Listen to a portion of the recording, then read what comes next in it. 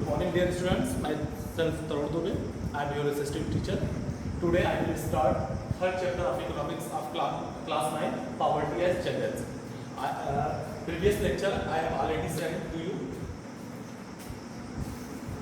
In previous lecture I have discussed with you introduction and indicators of poverty in India. Introduction, जैसे कि आपको पता ही है कि अगर poverty की बात करें तो poverty is a big issue of India. Not India. Then if I talk about the poverty level, तो poverty level हमारे न केवल इंडिया में बल्कि विश्व के अनेक देशों में, वर्ल्ड के अनेक कंट्रीज में पाई जाती है. इसका हम ऑलरेडी डिस्कस कर चुके हैं poverty के बारे में डिटेल में. Indicators of poverty in India की अगर हम बात करेंगे तो इंडिकेटर्स में जो प्राइम इंडिकेटर्स है वो आपका हो जाएगा lack of food, clothes and shelter. यानी कि आपको पता है पॉवर्टी क्या है, यानी कि those person who can not fulfil of their basic needs they are in the poverty line. Okay, तो अगर इंडिकेटर्स की बात करेंगे तो lack of food, clothes and shelter, safe drinking water, medical cure and education. यानी कि जब आप किसी भी व्यक्ति को देखते हो तो उस व्यक्ति से ही अनेक तरीके से आपको एक ऑब्जर्वेशन हो जाता है, ऑब्जर्व कर सकते हो आप. अगर उसने कपड़ा नहीं पहन रखा या मैला कपड़ा पहन रखा है तो आप ये देख लेते हो कि गरीब है, क्योंकि अगर उसके पास पैसा होता तो कहीं ना कहीं नया कपड़ा पहनता. अगर किसी व्यक्ति को आप देखते हो कि हाँ वो गरीब, वो कमजोर है, फिजिकली वो कमजोर है, तो आप क्या देखते हो कि हाँ इसके पास पैसे नहीं होगा या ये गरीब है तभी ये कमजोर है, नहीं तो ये भी एक कंप्लीटली फुल डाइट लेता विद न्यूट्रिशन. ओके, अब बात आती है कि अगर अदर इंडिकेटर्स की बात करेंगे तो अदर इंडिकेटर्स में इलिटरेसी हो जाएगी आपकी. इसके साथ साथ आपका जो है लैक ऑफ अपॉर्चुनिटीज, यानी कि अगर आपके पास जॉब नहीं होगी तो आपका इनकम लो होगा. अगर इनकम लो होगा आपका तो जाहिर सी बात है कि आप जो वे ऑफ लिविंग है या स्टैंडर्ड ऑफ लिविंग है वो चीजें आप मेंटेन नहीं कर पाओगे और कहीं ना कहीं आप जो है बीपीएल में आ जाओगे. ठीक है, तो इस तरीके से इंडिकेटर्स आप समझ रहे हैं कि कैसे हम किसी को डिफाइन करेंगे कि ये गरीब है. जाहिर सी बात है उसके क्लॉथ्स को देख कर करके, उसके शेल्टर, उसके घर को देख कर करके, उसके फूड को देख कर करके, उसके फिजिकल बॉडी को देख कर करके, है ना, उसकी अगर वो देखें कि हाँ अगर वो इलिटरेट कैसे होगा, अगर वो बहुत अच्छे से बातें नहीं कर रहा है, जाहिलियत दिखा रहा है, तो आप ये पता चल जाएगा कि हाँ ये इलिटरेट है. और इलिटरेट के पीछे अगर हम रीजन पे जाएंगे तो हम ये देखेंगे कि हाँ इसका परिवार गरीब है तभी इसके पेरेंट्स ने इसको एजुकेशन प्रोवाइड नहीं कर सके. तो कई इंडिकेटर्स से ये साबित होता है कि हाँ गरीबी का पता चलता है. ठीक है, तो indicators. Third point, today I will discuss with you vulnerable group. Vulnerable group क्या होता है इसके बारे में डिस्कस करेंगे. आप आज से नहीं, कोई ये रिसेंट ग्रुप नहीं है, बहुत पहले से ही आपने देखा है कि कोई भी सोसाइटी होती, society has divided into two parts. एक रिच पर्सन होते हैं और एक आपके जो है पुअर पर्सन होते हैं. तो आपने इस तरह देखा कि जो अमीर पर्सन, और खास करके इंडिया में अगर हम बात करें तो इंडिया में 80% मनी 20% लोगों के हैंड में है. यानी कि हमारे देश में जितना भी मनी सर्कुलेशन है उसका 80% मनी 20% लोग हैंडल कर रहे हैं और 20% मनी जो है वो 80% लोगों के पास है. अब आप गेस कर सकते हैं कि पॉवर्टी लेवल इंडिया में क्या होगा, पॉवर्टी लेवल क्या होगा. खैर फर्दर क्लासेस में आई will discuss about the poverty, kind of poverty in India. Okay, तो इस तरीके से आप जो देख रहे हो इसमें जैसे वल्नरेबल ग्रुप में जो होगा, वल्नरेबल ग्रुप में कई टाइप के लोग आते हैं, जैसे एससी होते हैं, एसटी होते हैं. अब तो जनरल में भी ईडब्ल्यूएस, इकोनॉमिकल वीक जो सोसाइटी है या कैटेगरी है उनको भी शामिल किया गया है कि हाँ ये आर्थिक रूप से पिछड़े हैं, तो उनको भी कहीं ना कहीं इस वल्नरेबल ग्रुप में शामिल किया गया ईडब्ल्यूएस वालों को. तो इस तरीके से ईडब्ल्यूएस जो कि जनरल कैटेगरी से आते हैं, एससी लोग, एसटी, ओबीसी में भी कई ऐसे क्लासेस हैं कि हाँ जो इस वल्नरेबल ग्रुप में आते हैं. इसके साथ साथ में जो कैजुअल लेबर होते हैं अर्बन एरियाज में वो भी इसके अंतर्गत आते हैं. एग्रीकल्चर जो लेबर होते हैं ग्रामीण क्षेत्रों में, रूरल एरियाज में, वो भी इसके अंतर्गत आते हैं. इसके साथ साथ जो फिजिकली हैंडीकैप होते हैं, फिजिकली हैंडीकैप मोस्टली वैसे तो हम नहीं कह सकते कि हाँ जो फिजिकली हैंडीकैप है वो वल्नरेबल ग्रुप में आएगा, क्योंकि अगर किसी मिनिस्टर का अगर जो चाइल्ड है वो अगर हैंडीकैप है तो इसका मतलब ये नहीं कि हम वो वल्नरेबल ग्रुप में आएगा. लेकिन मोस्टली पाया जाता है कि कहीं ना कहीं जो आपका हैंडीकैप है या जो अगर कोई भी व्यक्ति हैंडीकैप है तो कहीं ना कहीं वो अगर वो उसको जॉब अपॉर्चुनिटीज अगर मिल गई तब तो ठीक है, अगर नहीं मिली तो कहीं ना कहीं वो गरीब होता चला जाता है ना. तो इस तरीके से काफी चीजें आपको सामने में देखने मिलेगी. तो वल्नरेबल ग्रुप में देखेंगे अगर हम तो वर्थलेस पीपुल. अब वर्थलेस कौन होगा? जो जॉबलेस होगा, जॉबलेस कौन होगा, जो अपॉर्चुनिटी लेस होगा, अपॉर्चुनिटी लेस कौन होगा, जो इलिटरेट होगा, फिजिकली कैपेबल नहीं होगा। तो वही सब सारी चीजें यहाँ पे आती हैं। तो अब अगर हम वल्नरेबल ग्रुप की अगर बात करें तो वो ये सोशल जो चाहे वो सोशल हो चाहे इकोनॉमिकल हो, इनकी जो या स्टैंडर्ड ऑफ लिविंग हो बहुत ही लो होती है और they have no social and economical importance in the society.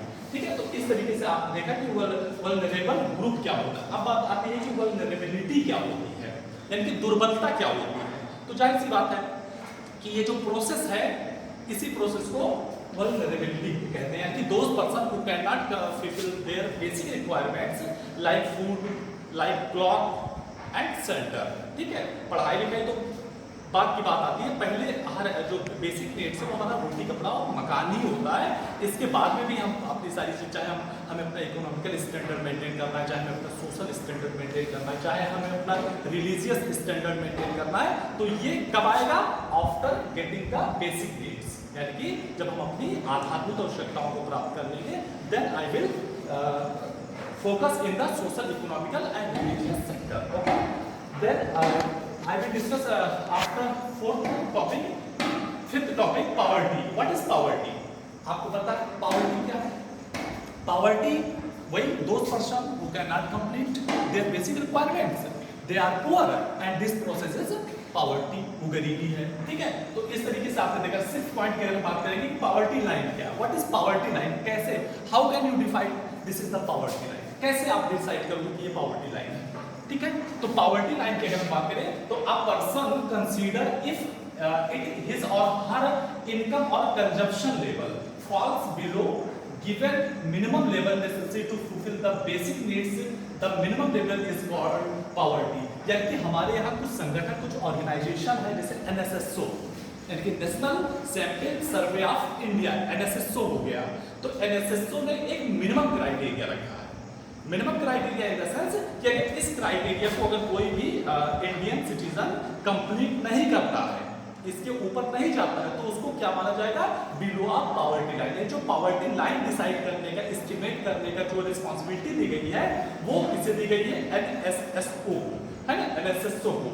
तो इस तरीके से हम आपको बताएंगे कि अगर भारत में पॉवर्टी लाइन, अच्छा पॉवर्टी लाइन की अगर कैसे एस्टिमेट किया तो 2 टाइप्स के होते हैं in India. NSSO decided the estimate of poverty line 2 types. First है इनकम, यानी कि कोई व्यक्ति कितना इनकम गेन करता है, और दूसरा है कंजप्शन लेवल, यानी कि कोई व्यक्ति कितना उपभोग करता है। 2 टाइप्स के हमारे यहाँ इंडिया में पॉवर्टी लाइन को डिसाइड किया जाता है। अब जैसे आप देख लीजिए यहाँ पे द मिनिमम लेवल, ठीक है, रूरल और अर्बन। अनेक अभी हम आपको अनेक कम्युनिटियों के बारे में भी डिस्कस करेंगे कि हाँ अलग अलग कम्युनिटियों के अलग अलग अपने ओपिनियन रहे हैं in the view of poverty line. ठीक है, तो अगर हम बात करेंगे रूरल और अर्बन, अब रूरल और अर्बन में जो आपका NSSO है, नेशनल सैंपल्स, जो आपका नेशनल सैंपल है ऑर्गेनाइजेशन है, तो इस तरीके से national survey sample of India, तो इन्होंने क्या किया है कि 2 टाइप्स के क्या है, रूरल में इनका जो पॉवर्टी लाइन है वो अलग है और अर्बन में इनका पॉवर्टी लाइन अलग है। कैसे? क्योंकि अर्बन में वर्क दोनों के डिफरेंट होते हैं, ग्रामीण में वर्क का जो एक फिगर होता है वो अलग होता है, अर्बन में एक अलग होता है। Way of living standard, life style शहरों की अलग होती है, गाँव की अलग होती है। पर व्यक्ति कंजप्शन जो होता है शहरों में अलग होता है, गांव में अलग होता है। इसीलिए इंडिया में जो पॉवर्टी लाइन को कैटेगराइज किया गया है या एस्टिमेट किया गया बाय द NSSO से, तो उसमें अलग अलग यानी ग्रामीण यानी रूरल एरियाज के लिए अलग उसने एस्टिमेट डिसाइड किया और अर्बन एरियाज के लिए उसने अलग डिसाइड किया। अब कैसे देखिए आप डिफरेंट पॉवर्टी लाइन, आपको पता है कि दोनों के लाइफ स्टाइल, वर्क और जो आपका रूरल है उनमें सबमें डिफरेंस पाया जाता है, चाहे वर्क को लेकर करके हो, चाहे अपॉर्चुनिटीज को लेकर करके हो, चाहे इनकम को लेकर करके हो। तो बहुत गांव में जितना इजीली आपको लेबर मिल जाएंगे शहरों में नहीं मिलेंगे। गांव में आपको लो बेसिस पे भी मिल जाएंगे लेकिन शहरों में नहीं मिलेंगे। गांव में आपको सस्ते किराए पे मकान मिल जाएंगे लेकिन शहरों में नहीं मिलेंगे। तो there are the different both of problems. ठीक है, दोनों के पास एक अलग अलग तरीके के काम और समस्याएं हैं। ठीक है, तो अब आप देखिए, अब देखिए how to determine the poverty line. Poverty line determine कैसे करता है NSSO? तो आपको पता है कि 2 लेवल्स पे होते हैं, एक इनकम लेवल पे और एक आपका कंजप्शन लेवल पे, ठीक है। तो अब ये देखिए इनकम एंड कंजप्शन लेवल। अब कंजप्शन लेवल पे क्या हुआ, देखिए हम जो इंडिया में ये कहा गया कि जो ग्रामीण क्षेत्र रूरल एरिया है, अगर कोई व्यक्ति प्रतिदिन 2400 कैलोरी यानी 2400 कैलोरी अगर वो न्यूट्रिशन जो या कैलोरी एनर्जी कंजप्ट करता है, तो उसको क्या कहा जाएगा कि ये बीपीएल में नहीं है। यानी अगर 2400 या 2400 से ऊपर अगर वो न्यूट्रिशन कंजप्ट करता है, कंजप्शन करता है, तो कहीं ना कहीं वो पॉवर्टी लाइन से ऊपर होगा। लेकिन अगर 2400 कैलोरी से वो कम एनर्जी या 2400 कैलोरी से कम एनर्जी अगर वो गेन करता है, तो उसको poverty line, below of poverty line यानी बीपीएल कैटेगरी में उसको हम रखते हैं, ठीक है। वो ठीक इसी तरीके से अर्बन में भी 2100 कैलोरी, यानी कि अगर कोई शहरी व्यक्ति 2100 कैलोरी एनर्जी से कम गेन करता है, तो उसको बीपीएल में रखा जाता है। अगर 2100 कैलोरी से अगर वो ज्यादा एनर्जी गेन करता है in the view of consumption level की अगर हम बात कर रहे हैं, ठीक है, तो वहां पे वो क्या होगा कि अगर 2100 से कम करता है तो वो बीपीएल में आएगा। अब ये तो बात हो गई हमारा कंजप्शन लेवल की, यानी कि 2100 calorie in the urban areas and 2400 calories in the urban areas, ठीक है। तो 2400 कैलोरी जो है ग्रामीण क्षेत्रों से संबंधित है और 2100 कैलोरी जो है वो आपके कहां से संबंधित है, शहरी क्षेत्रों से संबंधित है। अब ये कंजप्शन लेवल की बात हुई। अब बात आती है इनकम की। एनएसएसओ ने कंजप्शन लेवल के साथ साथ में इनकम लेवल को भी एक बेस बनाया है to define the poverty line, ठीक है। तो अब इन्होंने क्या किया है, अकॉर्डिंग टू 2009 एंड 10 में ये कहा गया कि जो गांव में लोग रहते हैं, अगर वो 673 रुपए यानी कि 673 रुपीज अगर कोई व्यक्ति, अगर कोई गांव का व्यक्ति 673 रुपए प्रति व्यक्ति प्रति माह कमाता है या इससे ऊपर कमाता है, तो वो गरीब नहीं है। लेकिन अगर 600 यानी कि 673 रुपीज से अगर वो बिलो इनकम करता है पर व्यक्ति पर मंथ, तो वो गरीब यानी बीपीएल में आएगा। और इसी तरीके से इसी 2009 एंड 10 में ही अगर हम अर्बन एरियाज की बात करेंगे, तो ये आएगा कि 860 रुपीज, यानी कि अगर कोई शहर में रहने वाला व्यक्ति 860 रुपए से 860 रुपए या इससे ऊपर कमाता है, तो वो गरीब नहीं है, ठीक है। अगर इससे कम यानी 860 रुपीज से अगर कम कोई व्यक्ति पर पर्सन पर मंथ अगर कमाता है, तो वो बीपीएल में आएगा, ठीक है। और इसी तरीके से 2011 एंड 12 में भी अगर बात करें, तो ये आपका 816 हो जाता है इन द रूरल एरिया और 1000 जो है वो अर्बन एरियाज में आ जाता है। तो आप इस चीज को अच्छे से जान सकते हैं कि हाँ किस तरीके से जो हमारे यहाँ पॉवर्टी लाइन डिफाइन की गई है बाय द एनएसएसओ से, तो वो दो कंजप्शन लेवल पे और दूसरा जो आपका है इनकम लेवल पे है, तो ठीक है। और इसके साथ साथ में समय समय पे टाइम टू टाइम जो इंडियन गवर्नमेंट ने अनेक तरीके से की कमेटियां भी ऑर्गेनाइज की for the define of the poverty line in India, ठीक है। तो हुआ क्या कि जैसे श्रीरंगराजन समिति हो गई, तेंदुलकर समिति हो गई, किसी ने क्या किया कि किसी इसमें जैसे श्रीरंगराजन समिति ने जो है आपका इनकम को ज्यादा प्राइम माना for the define of the poverty, लेकिन जो आपका तेंदुलकर समिति है उसने कहा कि नहीं, इनकम से कहीं ज्यादा उपभोग स्तर यानी कि जो आपका कंजम्पशन लेवल है वो इंपॉर्टेंट करता है डिफाइन द पॉवर्टी लाइन, ठीक है। क्योंकि अगर कोई मिनिस्टर है या कोई भी आईएएस है, तो वो भले ही ना कमाए आफ्टर रिटायरमेंट, लेकिन उसके पास जो उपभोग यानी कंजप्शन लेवल होगा वो हाई होगा, और कंजप्शन लेवल हाई होने की वजह से उसको हम बीपीएल में नहीं रख सकते, ठीक है। भले ही उसकी इनकम रिटायरमेंट के बाद कम हो गई या ना के बराबर है, तो उसको हम बीपीएल में नहीं रख सकते, उसकी इनकम कम हो गई लेकिन उसका जो कंजप्शन लेवल है वो हाई है। इसीलिए तेंदुलकर समिति ने कहा कि इनकम को बेस बनाने से कहीं बेटर होगा कि हम कंजप्शन लेवल को जो है base of the poverty line बनाया जाए, ठीक है, ताकि एस्टिमेट। नेक्स्ट पॉइंट अगर हम tomorrow I will discuss about the NSSO. अगर हम बात करें, चलिए एनएसएसओ देख लेते हैं। NSSO is the biggest organisation in India for the sample survey, यानी कि भारत में इकोनॉमिकल और सोशल ऑब्जर्वेशन करने के लिए, सैंपल करने के लिए जो भारत का सबसे बड़ा संगठन है, ऑर्गेनाइजेशन है, वो एनएसएसओ है। NSSO national sample survey of India, okay. तो ये क्या है कि in India poverty line estimated by conducting sample survey of NSSO, यानी कि national sample survey of India, ठीक है। It is an organisation under the ministry of statistics and programme implementation of the government in India, okay. यानी कि ये भारत में ये जो संगठन है ये क्या करता है कि आर्थिक और सोशल जो आपका सामाजिक आधार है उसको एस्टिमेट करता है, उसको डिफाइन करता है, और किसी की इनकम कितनी है, पर ईयर इनकम कितनी होनी चाहिए, पॉवर्टी लाइन एंड यानी बीपीएल एंड एपीएल को डिफाइन करने के लिए, तो यही जो है डिटरमाइन एस्टिमेट करता है।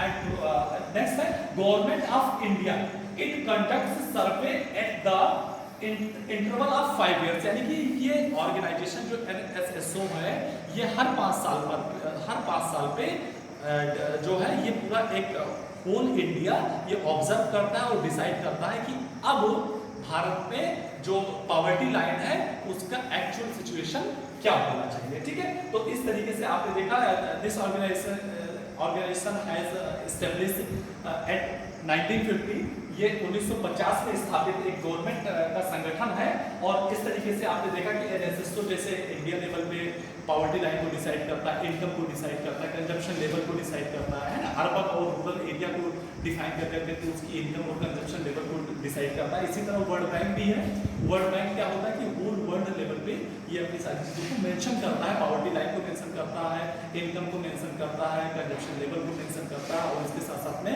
अर्बन और रूरल एरियाज में भी क्या सिचुएशन है उसको भी डिसाइड करता है। Then now I am saying to you the other point of world bank and poverty trends in India, ठीक है। आपका inter state disparities, global poverty scenario, causes of poverty in India, government programme, जो भी government के क्या क्या programmes हैं, तो इन सब पे डिस्कस हम नेक्स्ट वीडियो में करेंगे।